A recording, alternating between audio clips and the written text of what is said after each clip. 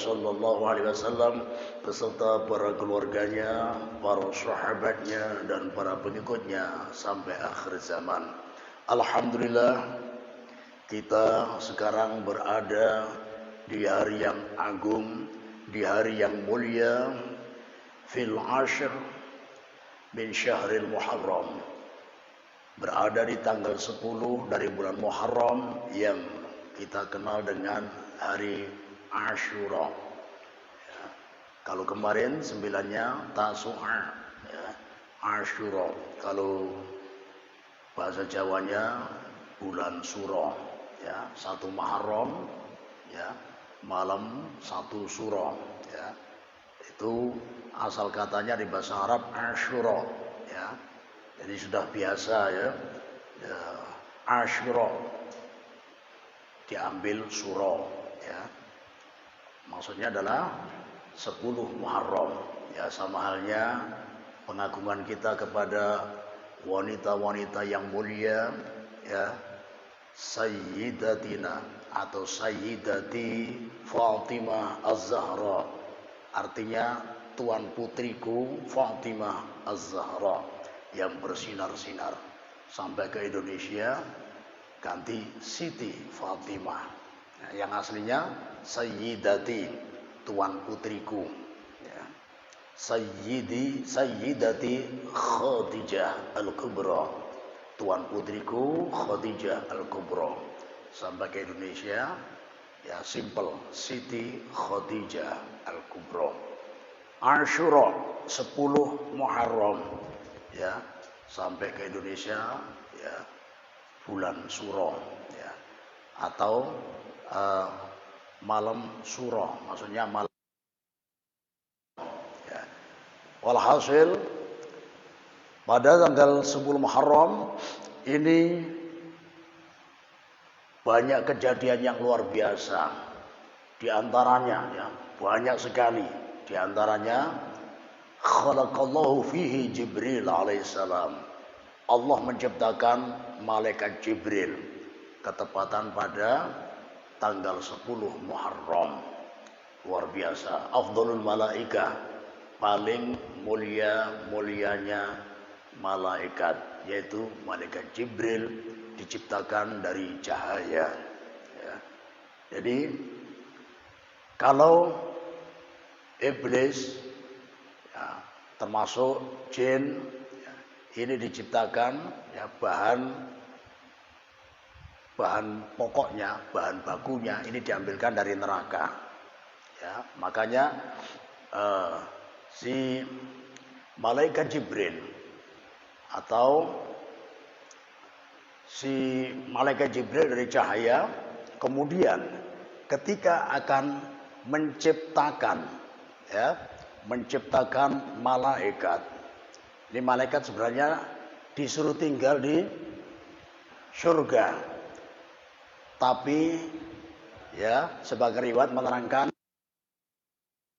karena makhluk yang tinggal di surga ini juga harus siap atau kuat tinggal di neraka.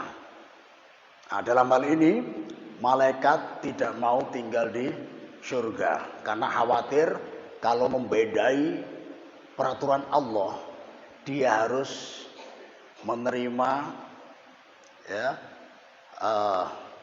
istilahnya konsekuensinya. Kalau tidak mematuhi perintah Allah, siap-siap ditinggalkan atau ditempatkan di neraka, ya. Makanya malaikat mengambil jalan tengah daripada nanti khawatir tidak mampu mematuhi perintah Allah, tidak bisa masuk surga, dimasukkan neraka. Saya tidak kuat, mendingan tidak usah ke surga supaya tidak ke neraka. Nah, dalam artian tidak mau tinggal di surga karena alasannya nanti kalau membedai perintah Allah dimasukkan neraka, ya. Sedangkan cikal bakal iblis diambil dari neraka, diciptakanlah sosok yang gagah. Waktu itu namanya Azazil. Azazil sangat kokoh, ya. Bahkan di saat itu menjadi komandonya, ya. Jadi pemimpinnya kalangan penghuni langit, termasuk yang dipimpinnya malaikat. Makanya ketika Allah menyuruh sebagian dari keturunan jin ini tinggal di bumi, mereka saling ternyata membedai perintah Allah, tidak bisa ngurus bumi. Mereka saling berkelahi, saling bertengkar, bahkan sampai saling bunuh membunuh. Ini. Makanya tidak lama lagi Allah Subhanahu wa taala menciptakan makhluk yang layak tinggal di surga. Disinilah Allah Subhanahu wa taala menciptakan Nabi Adam alaihissalam, yang sebagian riwayat diciptakan juga hari Asyura. Jadi malaikat Jibril disuruh untuk mengambil saripati tanah dari bumi, ya. Ngambil saripatinya, ternyata sang bumi minta penjagaan diri kepada Allah, ya. A'udzubillahi minka. Aku minta perlindungan kepada Allah darimu, wahai malaikat Jibril. Karena minta penjagaan diri kepada Allah, malaikat Jibril tidak berani. Ya. Akhirnya diutuslah malaikat Mikail. Ambil saripati tanah, aku akan menciptakan makhluk baru. Mau mengambil tanah, buminya berdoa lagi. Inni a'udzubika minka. Aku minta penjagaan diri dari perbuatanmu, yaitu perbuatan malaikat Mikail yang akan mengambil tanah. Kenapa? Kalau buminya diambil, pasti berkurang. Ya, istilah orang mukanya diambil, ya kerowok, ya. Pas diambil tengahnya hilang hidungnya, pas diambil sebelahnya hilang pipinya. Nah, mungkin buminya tidak mau demikian. Makanya minta penjagaan diri kepada Allah supaya tidak diambil oleh malaikat Mikail. Gagal tugasnya. Akhirnya Allah mengutus malaikat Israel. Ketika bumi mau diambil oleh malaikat Israel, berdoa lagi seperti sebelumnya. Allahumma inni a'udzubika minka. A'udzubillahi minka. Aku minta perlindungan pada Allah darimu, wahai malaikat Jibril, wahai malaikat Israel. Ternyata malaikat Israel ini memang beda dengan malaikat yang lain, ya. Ternyata malaikat Israel punya ego yang tinggi, punya rasa gengsi yang tinggi. Aku juga minta perlindungan kepada Allah dari gagalnya tugasku. Ya, kalau malaikat yang lain tugasnya gagal tidak masalah, tapi kalau aku gengsi, ya, aku harus berhasil. Tidak peduli. Kamu bilang a'udzubillahi minka, tetap aku ambil. Wah, ini ya, berhasil. Ya. Nah, jadi malaikat Israel mengambil bagian saripati tanah di bumi, ya. Tanah yang tandus, tanah yang lembut, ya, tanah lumpur. Nah, ini ya. Nah, makanya ketika terjadi, ya, Nabi Adam anak keturunannya, sifat-sifatnya tidak jauh dari sifat-sifat tanah ini, ya. Nah, jadi kalau ada orang yang lembut sekali, nah itu dulunya diambil dari saripati tanah lumpur, lembut sekali, ya. Dimarahi lembut, ya. Ya, dibengkokkan masih lentur. Nah, ini ya, saripatinya dari tanah lumpur. Nah, ini ya. Kadang ada yang keras, ya. Pokoknya mulai balik keras, bahkan sampai tua pun keras. Dinasehati keras, tidak bisa. Ini memang dasar kayak batu.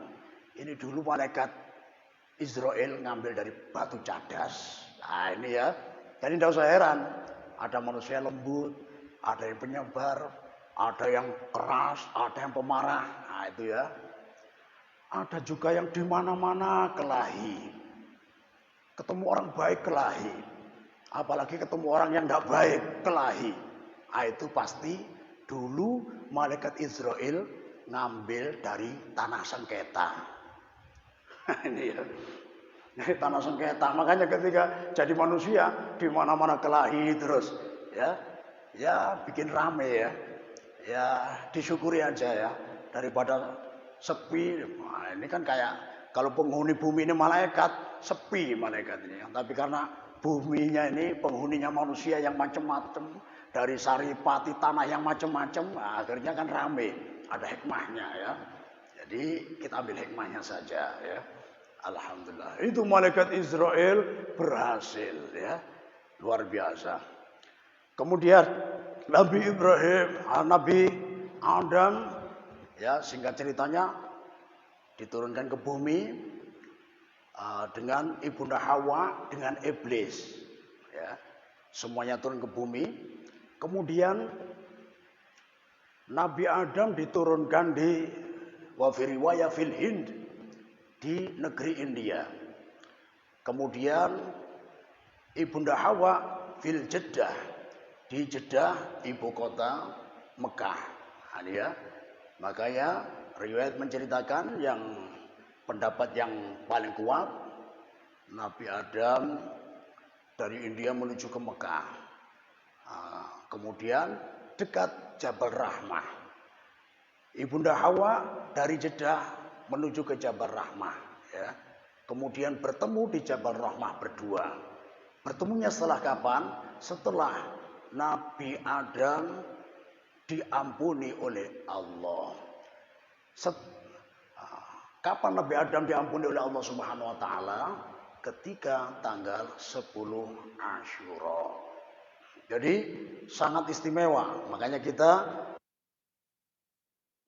memperbanyak istighfar, bertaubat di hari Asyura, tafaulan mengikuti ayahanda kita, kakek buyut kita, Nabi Adam alaihissalam. Ya. Luar biasa. Tidak hanya malaikat yang mulia, manusia yang mulia, Allah menciptakan arsy. Arsy ini adalah makhluk Allah yang paling besar dalam galaksi. Ya. Situ bumi hanya kecil saja ya, matahari agak besar, rembulan masih di bawahnya matahari. Jadi di atasnya ini arsy. Dan arsy ini ada qawaimuhu, ada tiang-tiangnya. Ya gambarnya seperti ini ya, tiang-tiangnya. Makanya salah satu penyebab Nabi Adam diampuni oleh Allah Subhanahu wa taala dalam riwayat hadisnya sangat panjang, intinya di situ beliau bertawasul kepada Nabi Muhammad sallallahu alaihi wasallam. Makanya Allah bertanya, "Dari mana engkau tahu kalau Muhammad ini orang yang paling aku cintai?" Nah, disitulah beliau ya Allah siapa ini? Nabi Adam menjelaskan, "Ya Allah, ketika aku di surga, setiap hamparan surga, permadani surga, kalau ada namamu Allah, di sampingnya pasti ada nama Muhammad. Wa fi qawaimil arsy, di tiang-tiang arsy, tiang ada nama Allah. Di sampingnya lagi Muhammad. Selalu sandingkan. Maka dari situ aku mengambil kesimpulan, tidaklah engkau menyandingkan nama tersebut kecuali orang yang punya nama ini adalah orang yang paling engkau cintai. Makanya aku bertawasul dengan nama ini yang engkau cintai, dengan nama Nabi Muhammad sallallahu alaihi wasallam. Maka alhamdulillah ini di masjid ada nama Allah, ada nama Muhammad. Ya.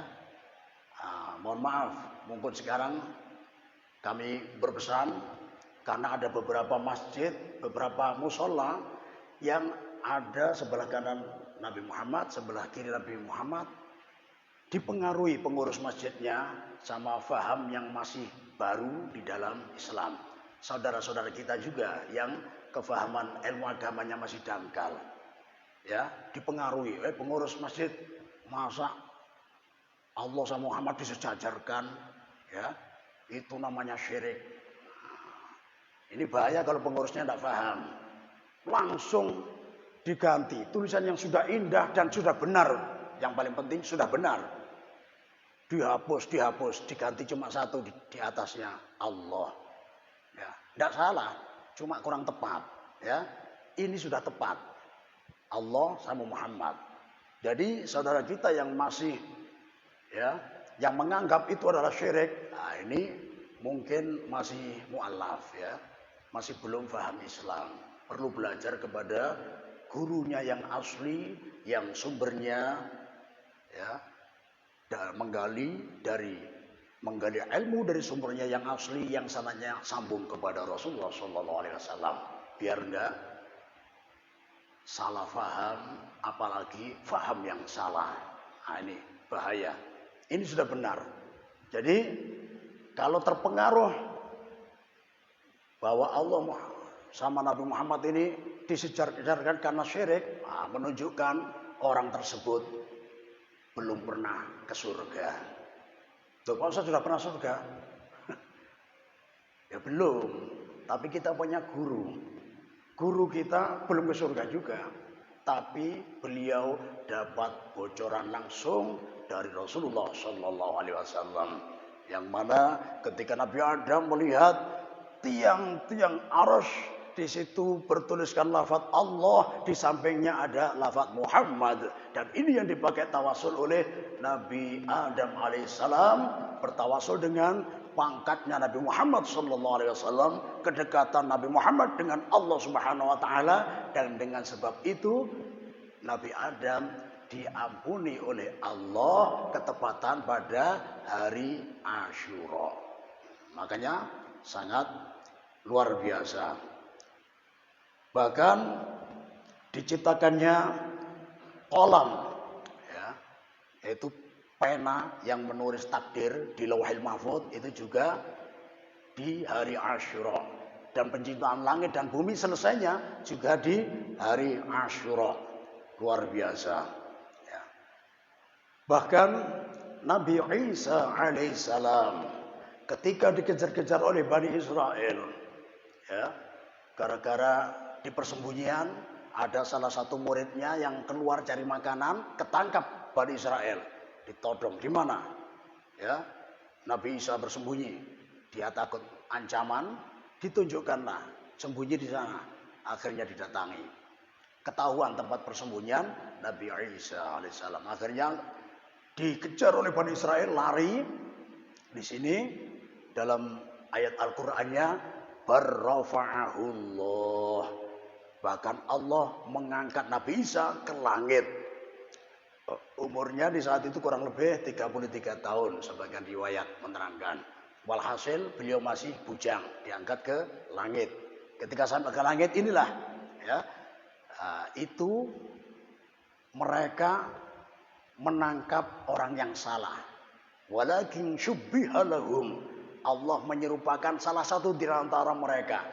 Ya, sebagian riwayat yang diserupakan wajahnya mirip Nabi Isa adalah muridnya yang berkhianat tadi. Sebagian riwayat namanya Yudas Iskariot. Wajahnya dimiripkan dengan Nabi Isa. Maka dialah yang ditangkap langsung disalib. Ya. Setelah selesai menyalib, sebenarnya mereka mulai ragu. Beda ini bukan Isa ini. Ya.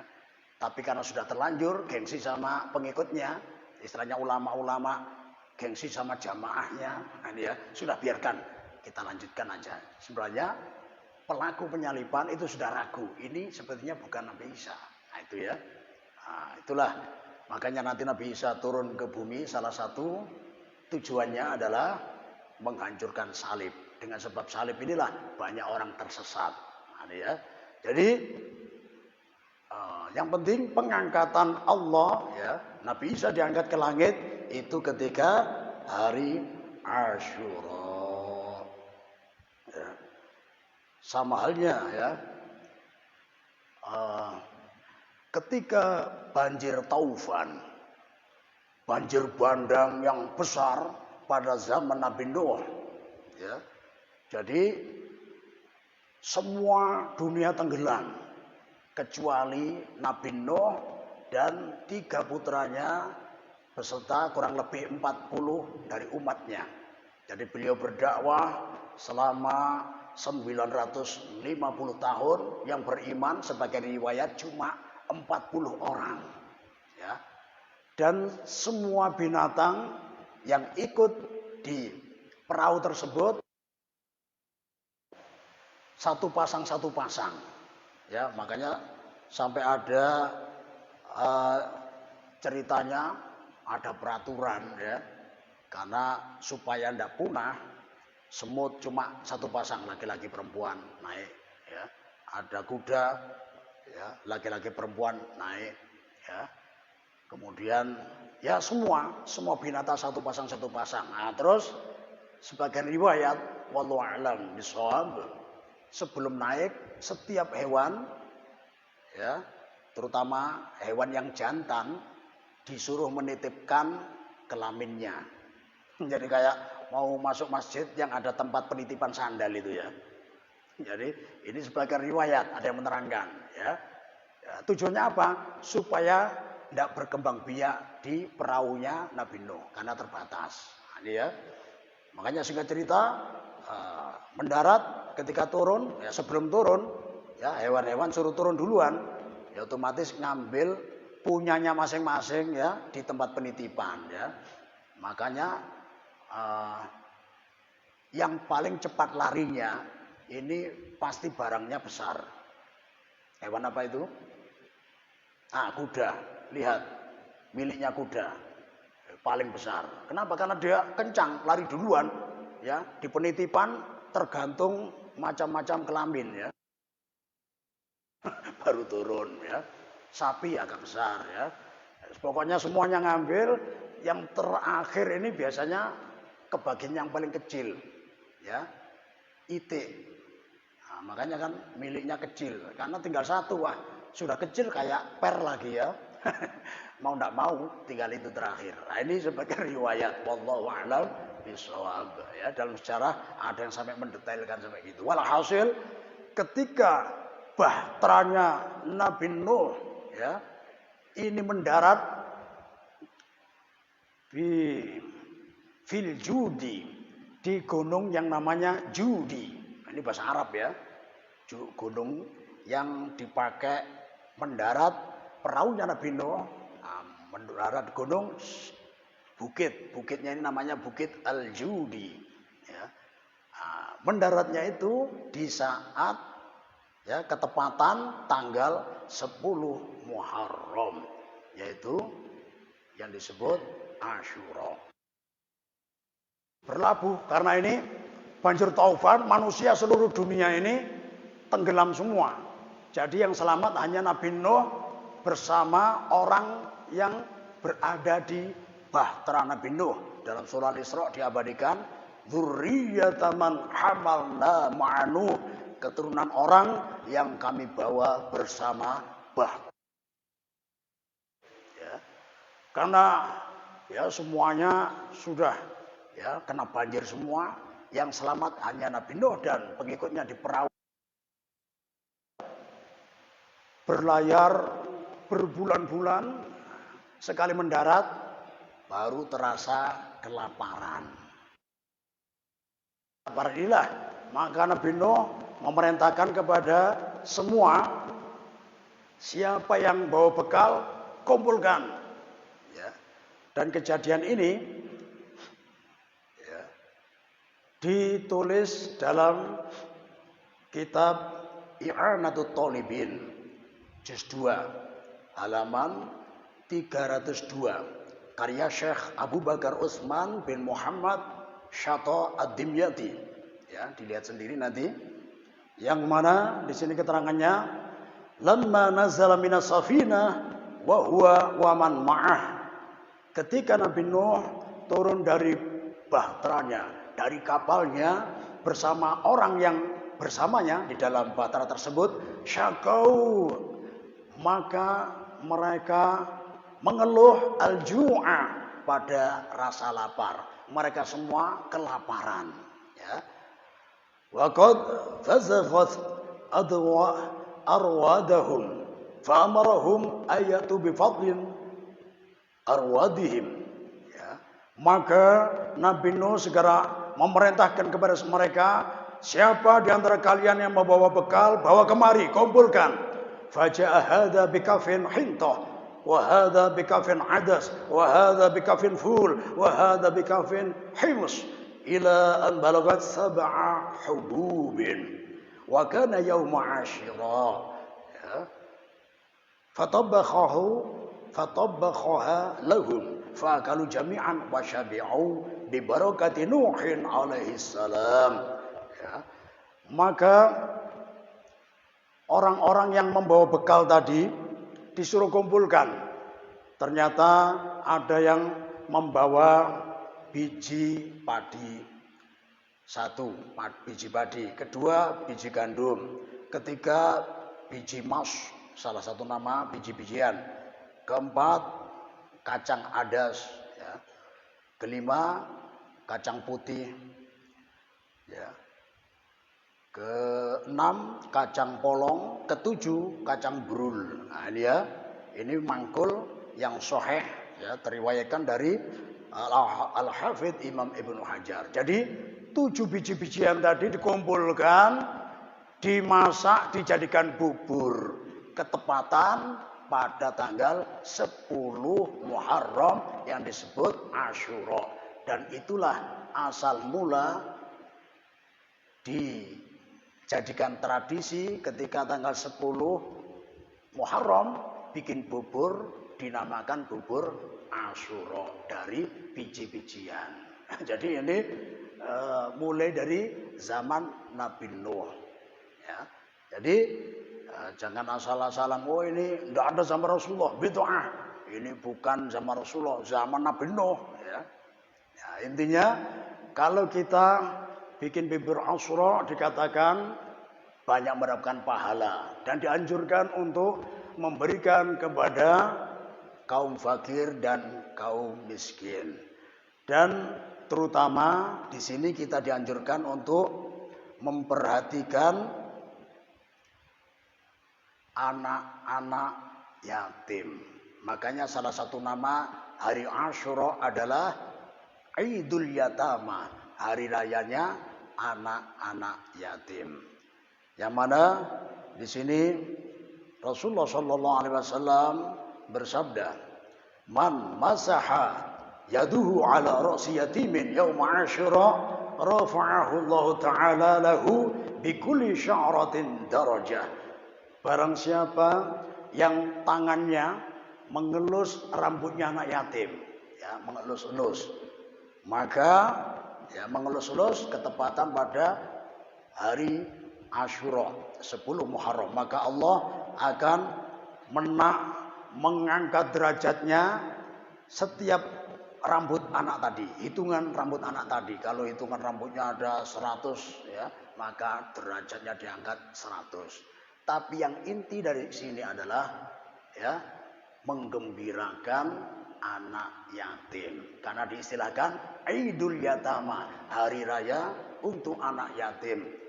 Jadi sebagaimana umumnya hari raya, apa keperluan anak yatim tersebut kita cukupi supaya gembira. Kalau bajunya tidak bagus, ya kita belikan baju. Kalau jasmaninya sehat, rohaninya sehat, kita lihat, oh ekonominya kurang sehat, kita kasih banyak duit di hari Asyura. Ya, sebagian riwayat ada yang mengatakan bahwa barang siapa yang bersedekah di hari Asyura, pahalanya dilipat gandakan seperti 700.000 kali lipat di hari selain Asyura. Misalkan hari Asyura kita sedekah ke anak yatim 1.000 rupiah. Ini pahalanya seperti sedekah 700.000 rupiah. Ini baru 1.000. Bagaimana kalau 10.000? Bagaimana kalau 50.000? Bagaimana kalau 100.000? Bagaimana kalau masing-masing 1 juta? Wah, tinggal ngalihkan saja. Ya, olah hasil kita gembirakan anak-anak yatim. Ya, jadi mohon maaf kadang ya. Jadi ngumpulkan anak yatim. Ayo. Antri. Dielus-elus saja ya. Ya. Sudah ya. Ganti dielus-elus saja. Ya, 10 anak yatim dielus-elus semua, enggak dikasih duit. Nah, ini nyiksa anak yatim namanya ya. Ini PHP ini ya. Nah, ini jangan sampai ya. Nah, jadi kasih sesuatu yang menggembirakan anak yatim tersebut. Karena ini adalah hari raya. Banyak orang-orang yang seperti ini ya. Makanya sempat disindir dalam film yang diperankan oleh Bang Madit, orangnya medit atau bakhil. Apa itu bakhil? Al-bakhiru wal kikiru awil pelitu awil meditu awil sekeu awil pamalar. Kayak pemalar. Bahasa Spanyolnya engken baraju gam-gam. Tipnya banyu diketam tidak netes. Nah ini ya, jangan sampai gitu. Nah, jadi Bang Madit menyindir manusia yang dalam kehidupan nyata. Ada orang yang kaya tapi pelit. Ya, kumpulkan anak yatim piatu. Nah, dalam promosinya kumpul diundang Bang Madit ya, 100 anak yatim. Ya, mau apa? Mau dikasih sedekah sama Bang Madit. Ya, maju satu. Setelah depannya dia senyum. Sudah giliran lewat lagi, satu lagi senyum. Bingung semua ini. 100 anak yatim disenyumi Bang Madit. Mana Bang Madit uangnya? Mana sedekahnya? Loh, bukankah sedekah anak yatim dikasih sedekah senyum saja? Nah, ini juga nyiksa anak yatim ya. Makanya ya bagi pengurus masjid kota infak ini jangan sampai salah tulis sedekah. Tulis infak. Kalau infak berupa harta benda, ya, terutama uang. Kalau ada yang ngasih kertas, jangan dimarahi. Siapa tahu itu surat tanah, ya, 10 hektar dimasukkan situ, ya, luar biasa ya. Yang penting infak. Tapi kalau tulis sedekah, ya khawatirnya ada KW-KW-nya Bang Madit ya. Kotak infak lewat tulisannya sedekah, disenyumi aja. Bang, kok disenyumi Bang? Oh, kan sedekah. Kotak infaknya tulisannya sedekah, makanya saya senyumi. Senyum kan sedekah. Wah, ini repot ya. Sedekah ini lebih luas memang ya. Bahkan ada salah satu kitab yang judulnya Min Anwa'is Shadaqat. Sebagian dari macam-macam sedekah.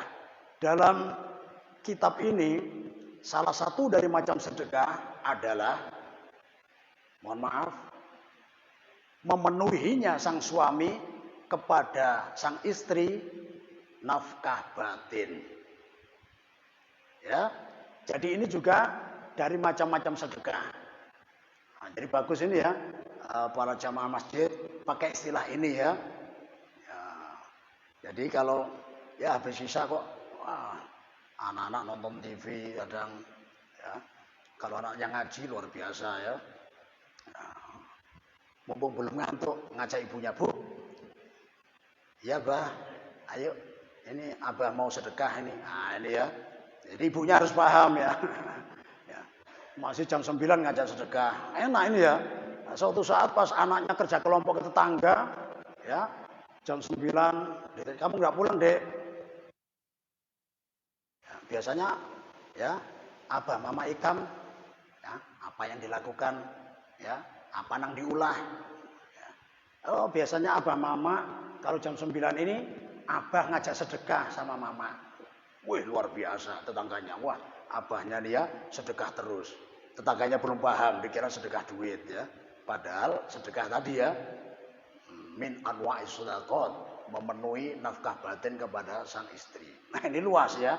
Makanya senyum pun sedekah. Makanya kalau kotak infak ditulis sedekah, khawatirnya setiap lewat setiap jamaah cuma senyum aja. Disenyumi saja. Nah, ini ya. Jadi ya, yang perlu kita ingat adalah hari Asyura ini adalah hari raya untuk anak yatim piatu. Nah, kemudian perlu juga kita sampaikan ya, anjurkan rizki bagi sang istri ya. Rasulullah SAW bersabda, man wasa'a ala ahlihi yawma asyura wasa'ahullahu alaihi sa'iras sanah. Barang siapa yang meluaskan rizki untuk keluarganya, istrinya, anak-anaknya di hari Asyura, maka Allah akan meluaskan rizki untuknya, sang suami tadi, 1 tahun ke depan. Ya, jadi mohon maaf, ya remeh saja, yang penting ada perubahan, ada perbedaan.